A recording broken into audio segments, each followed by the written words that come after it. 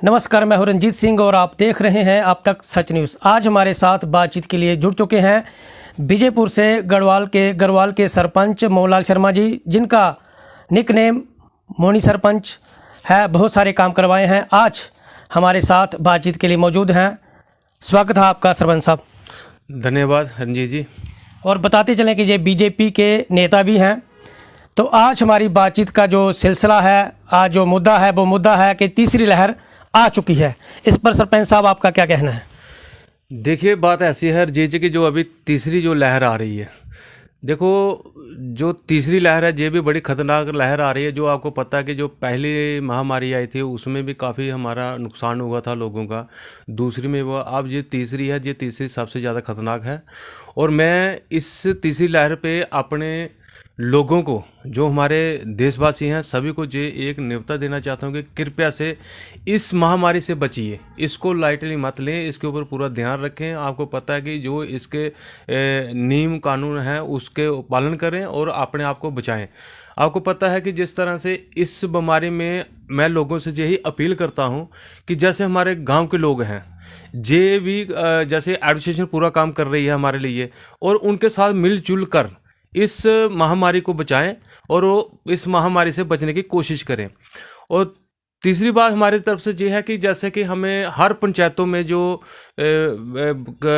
Department ने हमें दिए, पर हर पंचायत में जो बेड शेड लगाए थे, मतलब कोरोना सेंटर बनाए हुए थे, और मैं अपने एलजी साहब से ये रिक्वेस्ट करता हूं कि कृपया से उनको फिर से एक्टिवेट किया जाए। क्योंकि वहाँ पे आपने ड्यूटियाँ लगाई हुई हैं, जो स्टाफ की लगाई हुई हैं, चाहे जितने भी लगाए, लेकिन वो उनको फिर से एक्टिवेट किए जाए। क्योंकि कभी भी किसी टाइम भी हमें ज़रूरत पड़ सकती है पंचायतों में। तो इसका जल्दी से जल्दी हल करें कि जो भी कोरोना सेंटर हर पंचायत में बने हैं, जो जहाँ का स्टाफ जो लगाया हुआ है उनको एक्टिवेट किया जाए। वहाँ पे लोग कभी किसी को दिक्कत पड़ जाए तो हमें वहाँ पे हमारी जो फैसिलिटी दी है कि हमें बाहर ना जाना पड़े। तो जैसे पिछला लॉकडाउन था, वहाँ पर हमने देखा कि तैयारी जो थी एडमिनिस्ट्रेशन की वो प्रॉपर नहीं थी, वो पूरी तैयारी नहीं थी। क्योंकि हमने देखा कि वेंटिलेटर जो थे वो प्रोवाइड नहीं हो पाए थे, ऑक्सीजन की किल्लत थी। तो इस पर आप एलजी मनोज सिन्हा जो है, उनसे आप क्या कहना चाहते हैं? देखिए कि जैसे पहले जो आपको पता है कि कोई भी चीज़ नहीं आती है तो इसमें उसको सेटअप करने में काफ़ी टाइम लग जाता है। लेकिन जब वो पहली जो दिक्कत हमें आई कि जब पहली बार फर्स्ट टाइम में महामारी आई तो बड़ी दिक्कत पड़ी थी।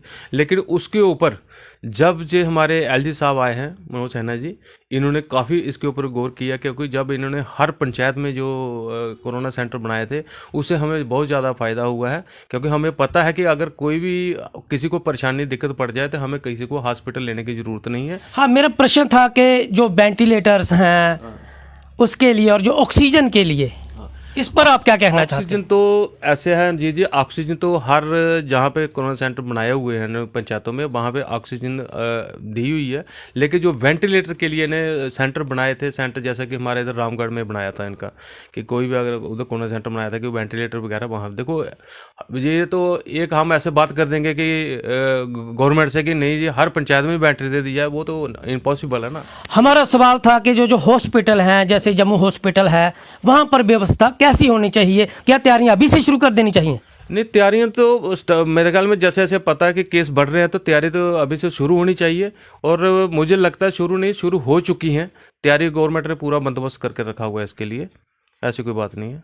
तो जो आम जनता है, जम्मू कश्मीर की जो आम जनता है, तो आपके थ्रू ये मैसेज क्या रहेगा? आप क्या मैसेज देना चाहते हैं जनता को? इस जो कोविड की तीसरी लहर कहा जा रहा है कि शुरू होने वाली है, मेरे तो लोगों से यही अपील है कि कृपया से इस महामारी से बचें और अपने घर में ही रहें, बाहर ना जाएं। अगर बाहर जाते हो बिना मास्क से बाहर ना जाएं, और अपने हाथ सैनिटाइजर रखें और थोड़ी दूरियां रखें, और अपने आप को कोशिश करें बचाने की, और साथ में एडमिनिस्ट्रेशन की मदद करें। क्योंकि हम उनके साथ मदद करेंगे तो हम भी उनके साथ बचेंगे। आपको पता है कि हमारे लिए सबसे ज़्यादा मैं अपनी तरफ से उन लेडीज़ को अवार्ड देता हूं। अगर मेरी तरफ से कोई अगर बने तो मैं उनको लेडीज़ को इतना शुक्रिया अदा करता हूं जो आशा वर्कर है, जिन्होंने पिछली कोरोना महामारी में या उसमें घर घर जाकर हर घर घर में अभी तक भी लोगों के घर में वैक्सीन लगाई। इतनी महामारी की वजह मैं तो उनका सलूट करता हूं, उन लेडीज़ को जो आशा वर्कर और जो हमारी ये आगे बीच में आंगनबाड़ी सेंटर वाले थे। देखो बेचारे जो लोग ये बेचारे हैं, इनकी सैलरी कुछ नहीं है, मतलब इनको गवर्नमेंट की तरफ से कुछ नहीं मिल रहा है, लेकिन फिर भी अगर जान बचाने के लिए अगर जो हमारे बीच में जो खड़े हुए हैं वो है आशा वर्कर और हाँ आंगनबाड़ी सेंटर वाले। मैं इनका बहुत बहुत शुक्रिया करता हूँ और इनका धन्यवाद करता हूँ। धन्यवाद हमसे जुड़ने के लिए। थैंक यू जी। ये थे हमारे साथ गढ़वाल के सरपंच और बीजेपी की नेता, जिन्होंने कहा कि ये जो आशा वर्कर हैं, जो आंगनबाड़ी के वर्कर हैं, हम इनको दिल से सैल्यूट करते हैं, क्योंकि इनका वेतन तो इतना नहीं है, लेकिन इन्होंने घर घर जाकर वैक्सीनेशन किया है और लोगों से एक अपील की है कि आप लोग जो घर से बाहर निकलें उसका ध्यान रखें, मास्क पहने, उचित दूरी बनाए रखें। आज के लिए बस इतना ही। मैं रंजीत सिंह, देखते रहिए अब तक सच न्यूज़।